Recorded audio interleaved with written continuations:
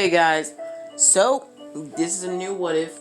This is what if Deku was Doctor Strange.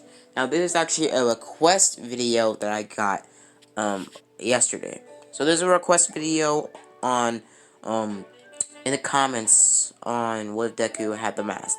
Now guys, this Saturday and Sunday will probably be a slow uploading time because I am gonna have to be babysitting for my mom's best friend's son, infant son. Don't know, but my mom's basically we're gonna be basically co-babysitting, but I'm not gonna talk about that anymore. So guys, basically my uploading period for Saturday and Sunday might be slow. So I probably will only be uploading one or two, probably. Maybe not even either, but probably one. So yeah, so I am gonna be uploading What Deku was a Ninja Turtle, this Friday, and also I'm gonna be uploading What Deku was a speedster or had the Speed Force Part 1 on Saturday or Sunday. So yeah. So guys, yeah. So guys, I also will be uploading What If Deku had the Omnitrix Part 8 later this week. So yeah. So guys, basically Deku will be born the same. Now Deku was actually born in a normal family. He isn't born in the family of magic or anything like that. Basically Deku goes to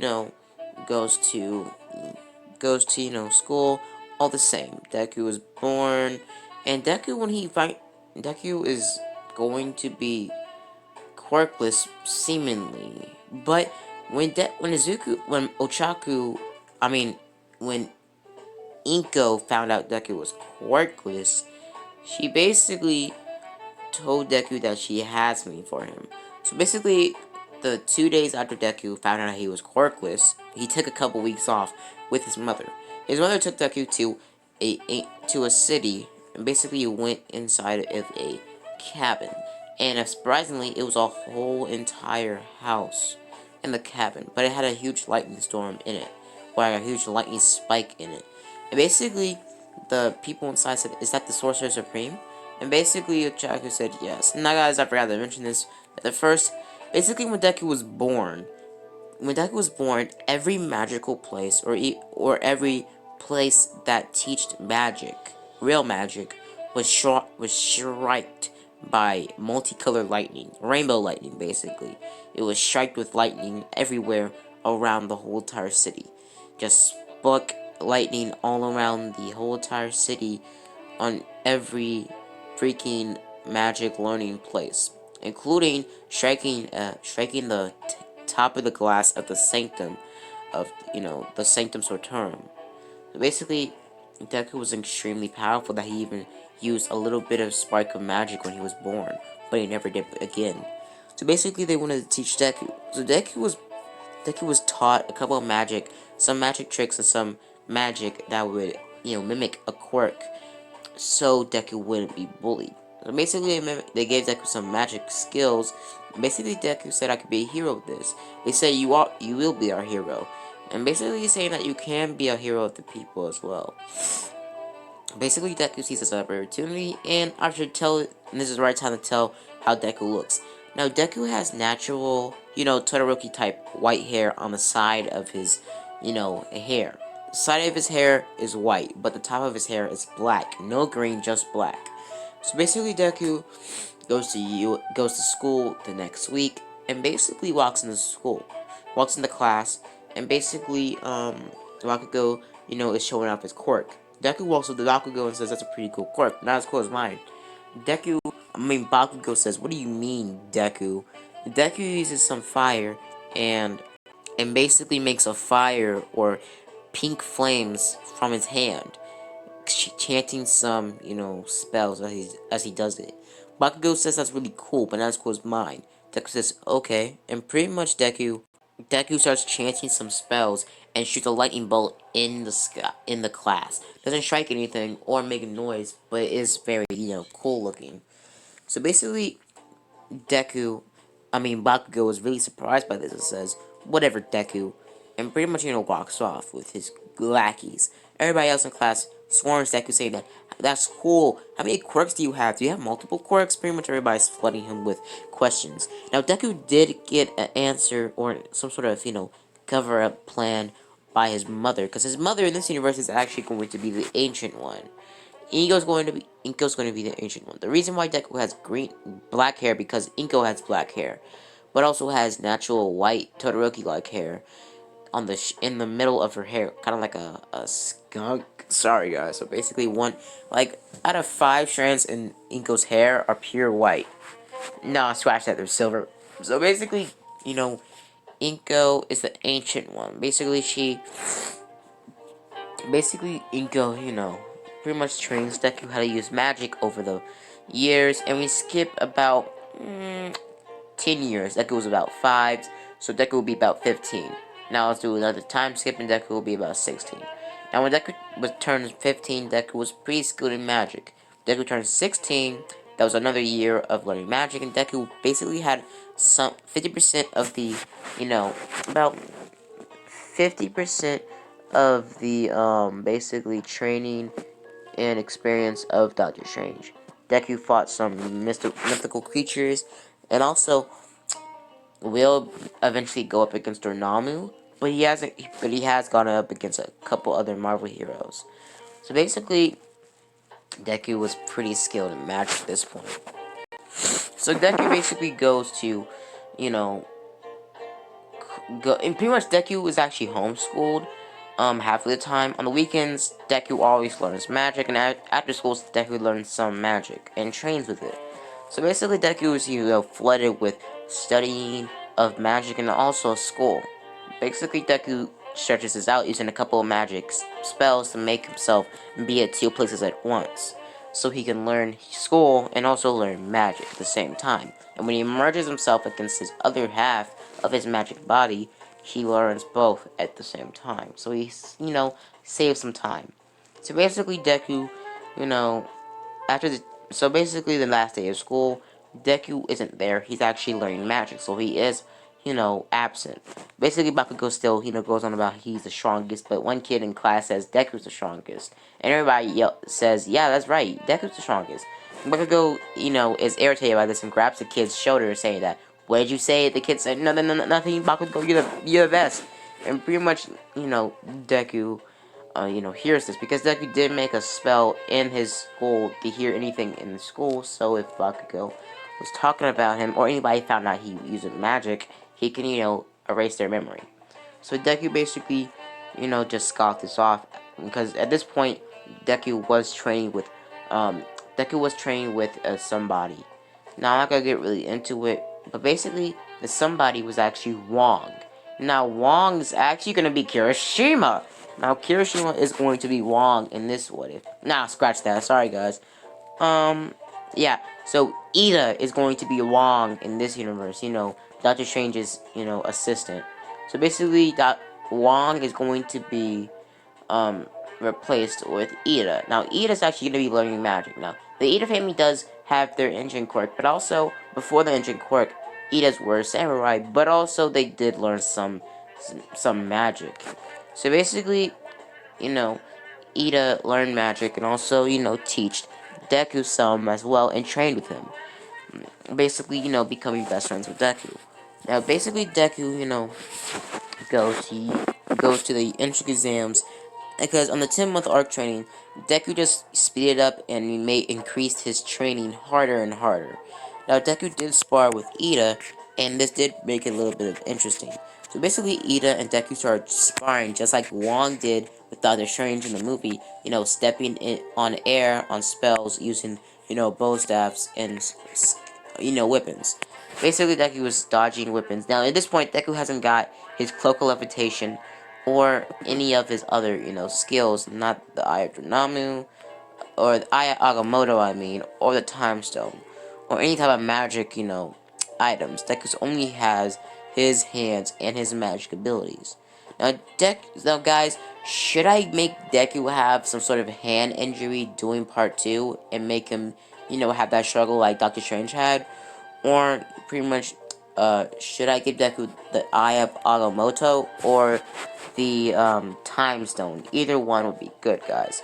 So basically, oh sorry guys.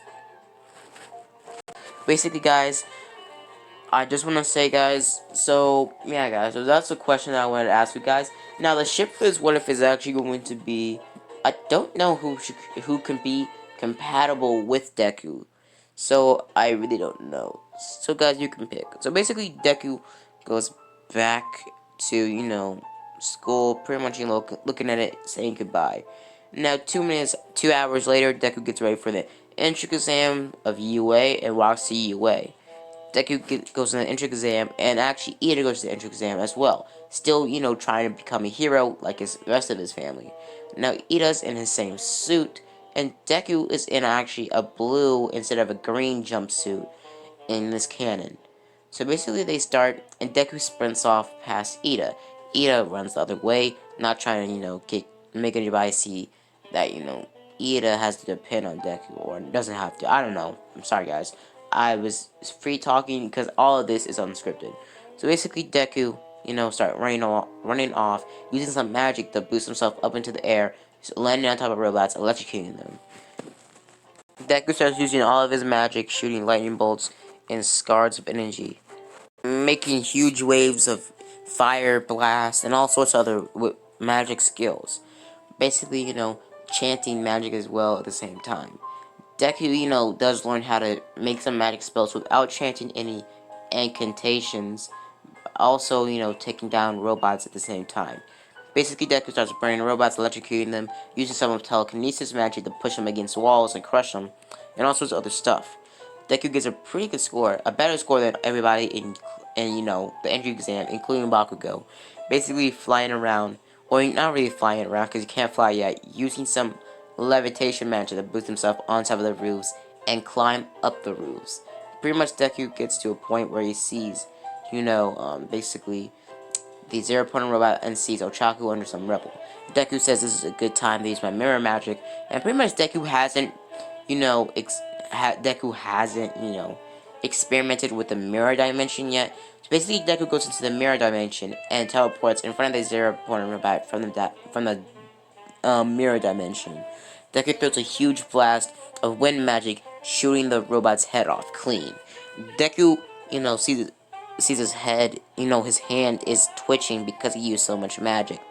Deku flies down, or more or less floats down, and pretty much sees that Ochaku is still under some rubble. Deku uses some wind magic to get the rubble off of her, and grabs her and takes her to, the recovery girl.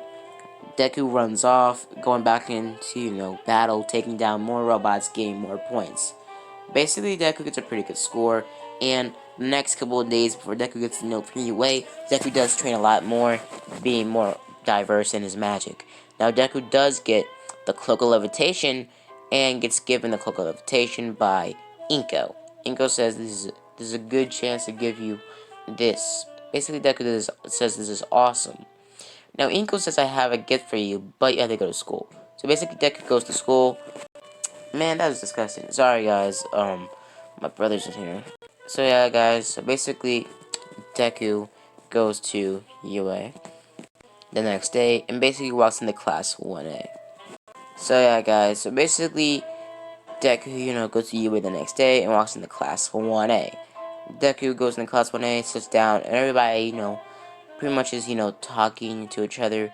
And Ochaku walks over to Deku saying that thank you for saving me.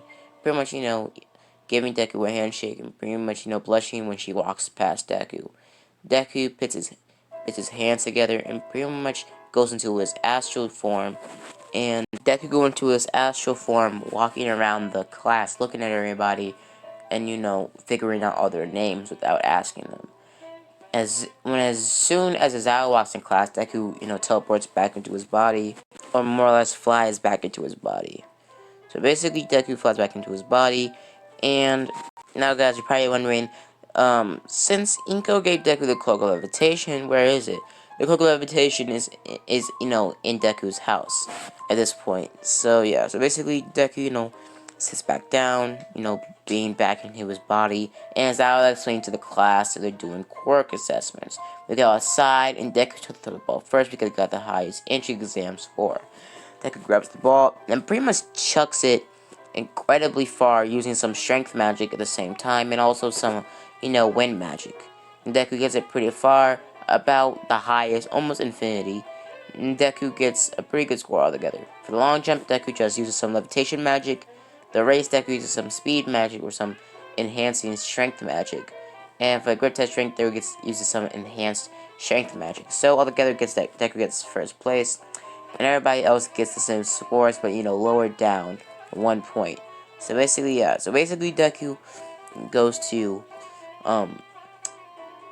goes home after the whole entire entry exam. Now, basically, Deku walks back home, and pretty much Bakugo goes scoffing when he walks back home, seeing that, talking to himself, saying that Deku's always the best. Deku's always so strong.